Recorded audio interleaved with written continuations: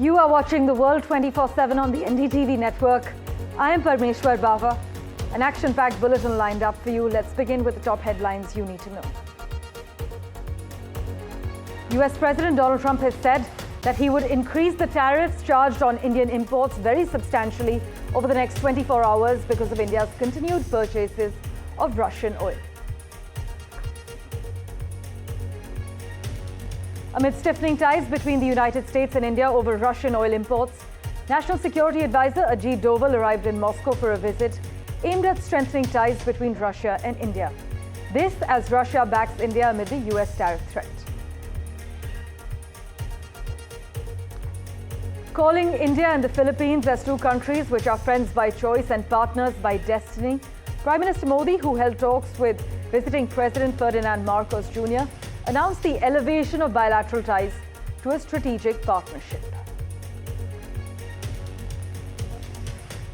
A year after former Bangladesh Prime Minister Sheikh Hasina was toppled from power and left the country, Bangladesh has announced national elections. Bangladesh will hold elections in February 2026, Muhammad Yunus has said.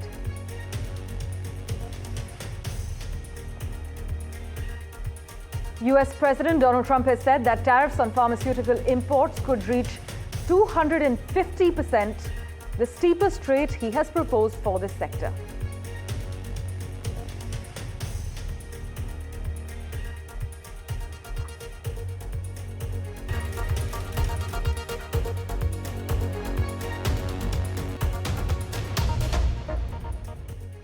A big focus.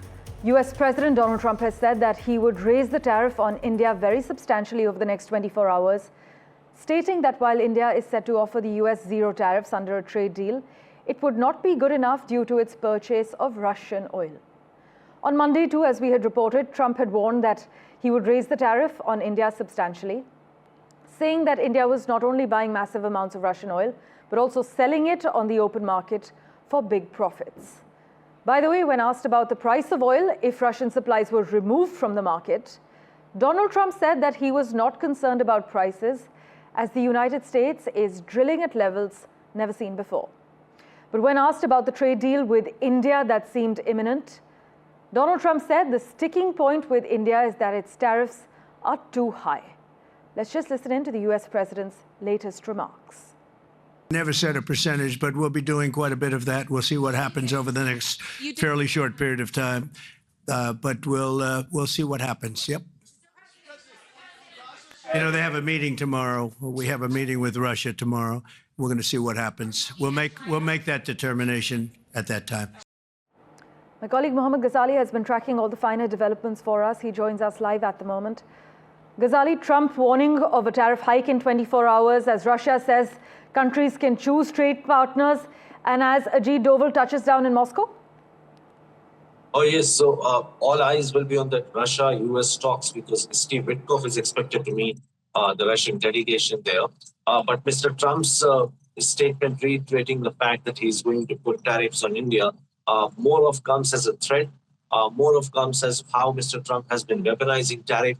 And also he was confronted and was asked that what about the fact that India is not the most tariff nation, and also the Indian government has issued a kind of details of how US itself sort of buys stuff from Russia, and many other countries from EU who are accusing India of dealing with Russia themselves are purchasing items from Russia or dealing in business with Russia. So why no action against them? And for that, Mr. Trump had no response. It more so appears that Mr. Trump is very upset that on one side he has not been able to stop the Russia-Ukraine conflict, and on the other hand, India has not come out clearly backing his statement saying that he was the one who stopped the war between India and Pakistan. India has completely rejected the fact that there was any foreign hand or involvement of any foreign leader which brought in the ceasefire between the two countries. And perhaps that has irked Mr. Trump that he started claiming for more than 30 times that he was the one who brought the ceasefire, and then he went on to that mode of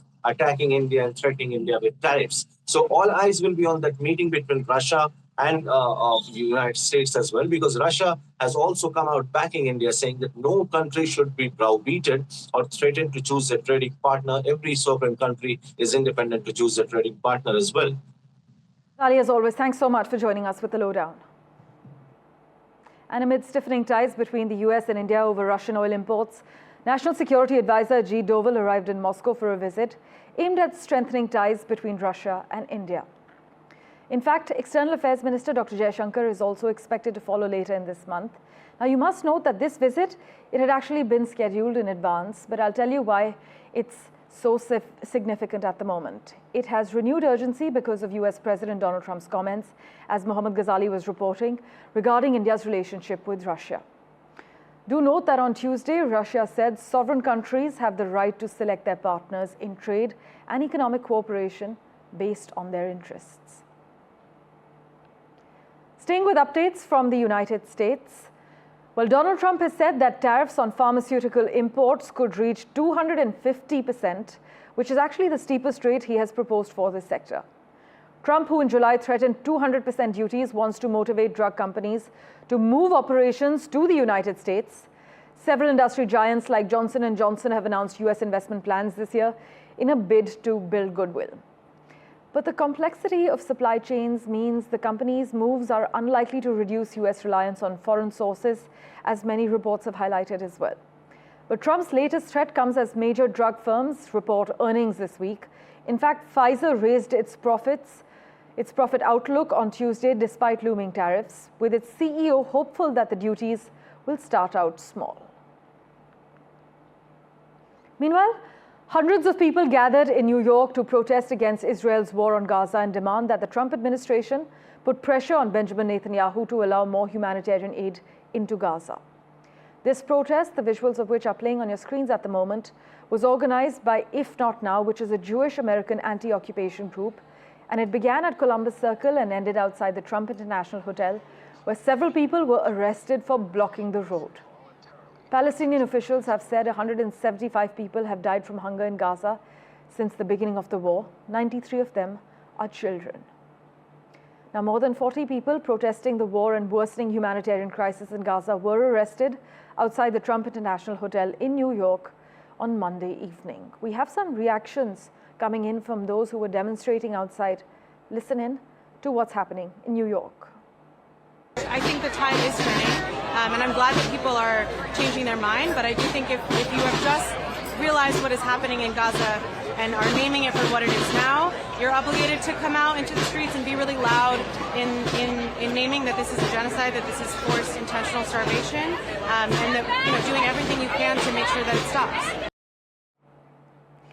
Let's turn our attention now to Canada, where just as India and Canada were making cautious moves to improve strained ties, visuals of an embassy of the Republic of Khalistan on Canadian soil have risked derailing hard-earned diplomatic progress. A symbolic embassy of Khalistan, allegedly set up in Surrey, has reignited tensions between India and Canada, even as CSIS warns of Khalistani extremists operating from Canadian soil. My colleague Maha Siddiqui has been tracking the latest from Vancouver. She joins us live at the moment for further details on what exactly is happening and what exactly this so-called embassy of the Republic of Khalistan is. Maha, take us through the latest details. So this board has appeared, which says that it's as it is clear, a self-proclaimed embassy of the Republic of Khalistan. It's a makeshift board that has been put up on an installation which is working as a community center and in the premises of the Guru Nanak Sikh Gurudwara. So this is actually supposed to be a community center where this board has been put up, allegedly by the Sikhs for Justice group, which is a banned outfit. And this clearly is a matter of concern, not just because they have put up that board, but because this is a sensitive issue, the issue of pro-Khalistan secessionism that has been growing on Canadian soil and an issue that India has raised constantly with Canada.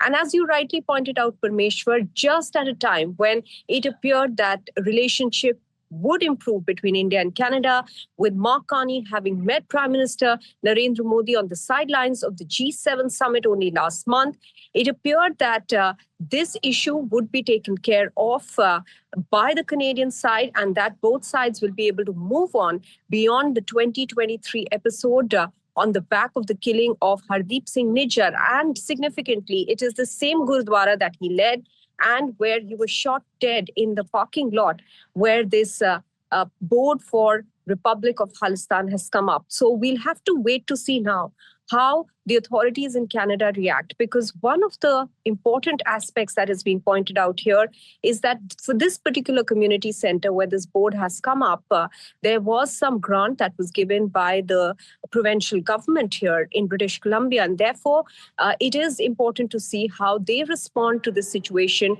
where public funds are clearly being misused in this case to create this secessionist sentiment. Maha, as always, thank you so much for joining us with the lowdown, the latest details coming in. As Maha Siddiqui is highlighting, the development comes at a time when ties between our two countries had shown tentative signs of a thaw, but we'll of course revert to Maha for the latest as soon as Canadian authorities react. Let's turn our attention now to the other big story we're tracking. India and the Philippines announced an upgraded strategic partnership with a particular focus on deepening defense and maritime cooperation, as both countries seek to navigate their security concerns due to China's increasing assertiveness in the Indo-Pacific region. The announcement followed talks between Prime Minister Modi and visiting Philippines President Ferdinand R. Marcos Jr. 13 agreements were signed, including 3 in the defense sector. And as you know, President Marcos, on a 5-day visit to India, he has said the two countries had agreed to continue leveling up our collaboration in defense and security. India, he noted, would be the 5th strategic partner of the Philippines. Just take a look at the significant takeaways so far. Friends by choice, partners by destiny. India and the Philippines' ties have entered a new era, signaling a major diplomatic shift in the Indo-Pacific. Amid China's growing influence in the region, the two countries upgraded ties to a strategic partnership. The goal? To counter Beijing's aggressive tactics in New Delhi and Manila's backyard. On his maiden visit to India, Philippine President Ferdinand Marcos Jr. held bilateral talks with Prime Minister Modi and Foreign Minister Jaishankar, inking 9 key pacts. Amid Trump's tariff threats, New Delhi and Manila also launched talks on a bilateral preferential trade agreement. मजबूत हो रहे रक्षा संबंध गहरे आपसी विश्वास का प्रतीक है। Maritime Nations के रूप में दोनों देशों के बीच मैरीटाइम कोऑपरेशन स्वाभाविक भी है और आवश्यक भी। Prime Minister Modi and I have committed to bring our collaboration to bear on shared concerns, a free, open and inclusive Indo-Pacific region, security and rule of law in the maritime commons, supply chain resilience, food security, countering terrorism, and other traditional and non-traditional threats. Yet, there was more to this visit. India and the Philippines conducted their first joint naval exercises in the South China Sea, with Chinese Navy ships lurking in the shadows. While China accused both countries of undermining regional peace and stability, India made its position clear. Our position on the South China Sea is clear and consistent. We consider the South China Sea as a part of global commons, and we support freedom of navigation and overflight in the region and legitimate commerce through the waters of the South China Sea. Both New Delhi and Manila face territorial disputes with Beijing. India has also supplied its BrahMos supersonic cruise missile systems to Philippines and is having talks on submarine infrastructure. As the Indo-Pacific heats up, New Delhi and Manila are charting a new course together. Disha Bagchi for NDTV. Well, now let's turn our attention to our neighborhood. Bangladesh will hold its first election since protests toppled its former Prime Minister next February. The country's interim leader has said on the anniversary of her overthrow. Muhammad Yunus made the announcement at the end of a day of celebrations for what some have called the country's second liberation. By the way, Tuesday also saw Mr. Yunus reiterate promises on widespread reform, reading out the July Declaration, which seeks to recognize the student-led protests which toppled Hasina in the Constitution. Before we get in an update from my colleague Saurabh Gupta, let's just listen in to Muhammad Yunus's latest reaction. এবার আমাদের সর্বশেষ দায়িত্ব পালনের পালা, নির্বাচন অনুষ্ঠান। আজ এই মহান দিবসে আপনাদের সামনে এই বক্তব্য রাখার পর থেকেই আমরা আমাদের সর্বশেষ এবং সবচেয়ে গুরুত্বপূর্ণ অধ্যায়ে প্রবেশ করব। আমরা এবার একটা নির্বাচিত সরকারের কাছে দায়িত্ব হস্তান্তরের প্রক্রিয়া শুরু করব। অন্তর্বর্তী সরকারের পক্ষ থেকে আমি প্রধান নির্বাচন কমিশনারের কাছে চিঠি পাঠাবো যেন নির্বাচন কমিশন আগামী রমজানের আগে 2026 সালের ফেব্রুয়ারি মাসে জাতীয় নির্বাচন অনুষ্ঠানের আয়োজন করেন। Saurabh Gupta has been tracking the latest developments for us. He joins us live at the moment. Saurabh, so Bangladesh is expected to hold elections in the next 6 months? Absolutely. This is a very important announcement by Mohammad Yunus, the chief advisor of the interim government that's in charge of running the country since the Sheikh Hasina-led Bangladesh Awami League government was toppled last year on the 5th of August after massive protests gripped the country. Initially, those protests began as an anti-quota protest, but soon it took on a much larger dimension, leading to the fall of the Sheikh Hasina government eventually. There has been pressure on Mohammad Yunus to announce elections. That was one of the promises. That was one of the key mandates of the interim government that was sworn in the absence of an elected government. In February 26, before the conclusion of Ramzan or before Ramzan, the elections will be concluded. And that's the promise that was made earlier. All political parties that have been allowed to contest the elections are on board, including major parties in Bangladesh like the Bangladesh Nationalist Party and the newly formed National Citizens Party, which was an offshoot of the protests. What is also important is that the Bangladesh Awami League, the Sheikh Hasina-led party, has been banned from contesting elections, and therefore they will not be a part of the February 2026 elections. But all in all, good news for Bangladesh. Finally, the country will have a politically elected government with a political mandate. Thank you so much for joining us with the latest details. Slipping into a quick break, back in a moment with the latest updates for you. Do stay tuned.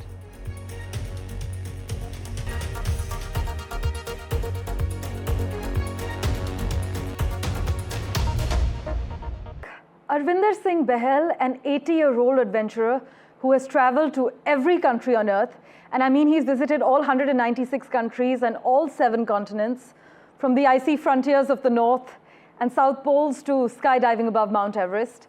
He actually soared into space on the 3rd of August aboard Jeff Bezos' Blue Origin NS-34 mission. He was among a crew of 6 passengers who embarked on a recent 10-minute journey into outer space. And he's back safe and sound, and he joins us on NDTV. Sir, thank you so much for making time for us. Let's begin with, how did you feel crossing the Kármán line? It was very interesting to see. As soon as we take our harnesses off, you just float in the air, and you basically, for the first second of 2, you're kind of disoriented. And then you just float around. We were 6 in the cabin, in the capsule, and some people were doing somersaults, some people were just floating around. And some people had taken some things that they wanted to float in the air, float in the no atmosphere. So I had taken 2 things that I floated in the air for a little while. Then I came back and sat in my seat before the warning light came up. But it's very interesting. It's very unique. You see the darkness of space, and you see the curvature of the earth. It's very hard to explain the feeling. I still haven't come down to earth. I'm still mentally high on my experience. Well, Mr. Behel, it sounds exhilarating to say the least. In fact, our viewers may not know this, but Mr. Behel's fascination, we're told, with space travel began long before Blue Origin actually became a household name. Over a decade ago, he reserved a spot with Richard Branson's Virgin Galactic as future astronaut number 326, right, Mr. Behel? But those plans stalled when the company ended operations in 2023. But Mr. Behel has kept his dream alive, as you can tell. So was there a specific moment during that flight, looking back at Earth or feeling weightless, that made you reflect on your life journey? Well, the weightlessness you can experience, they have parabolic flights, you can do that.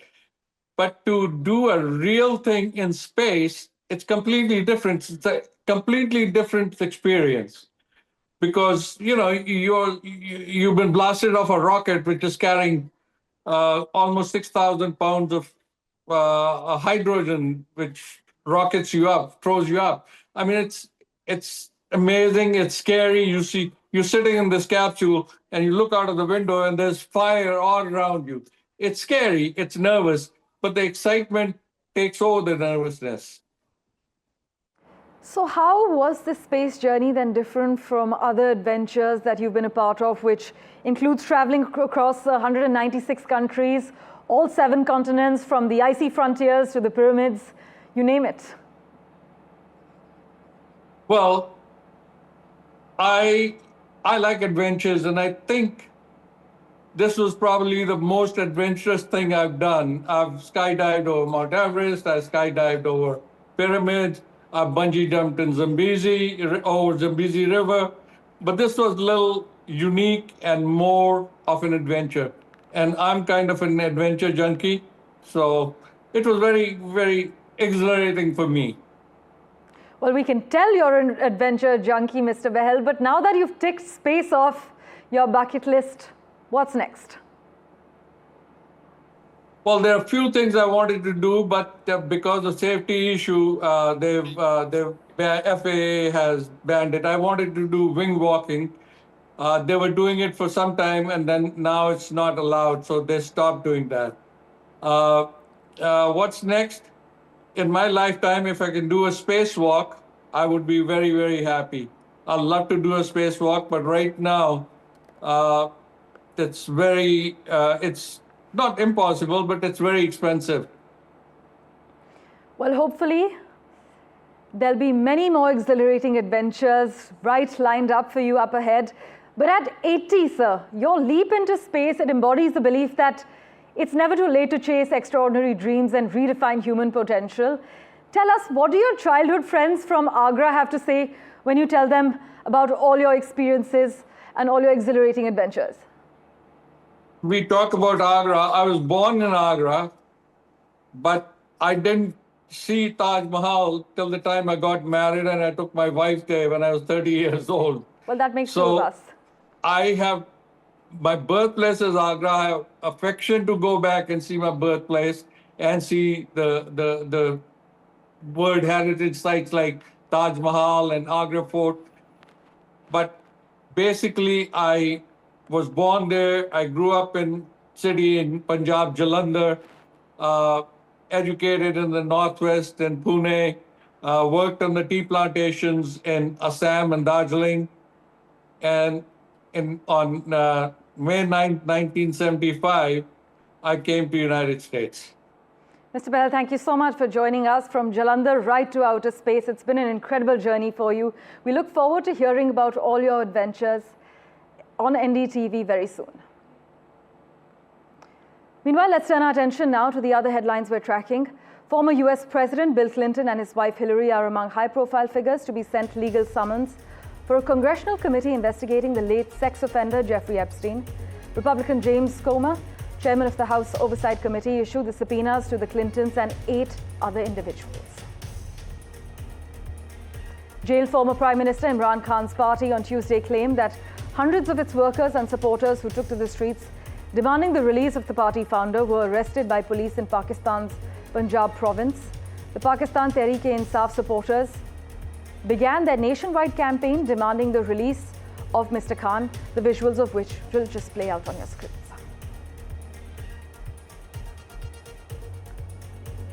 Meanwhile, Hiroshima marks 80 years since the US atomic bombing.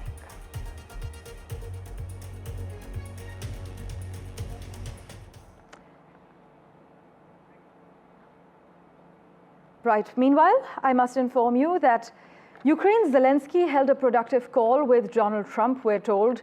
They discussed drones. This call was ahead of Trump's Russia-Ukraine ceasefire deadline. Zelensky has said that Ukraine is ready to ink a drone deal with the United States. In fact, they've discussed this drone deal in a grand scheme of plan to end the Ukraine war. And do note that the Trump-Zelensky talks were ahead of Steve Witkoff's touchdown in Russia.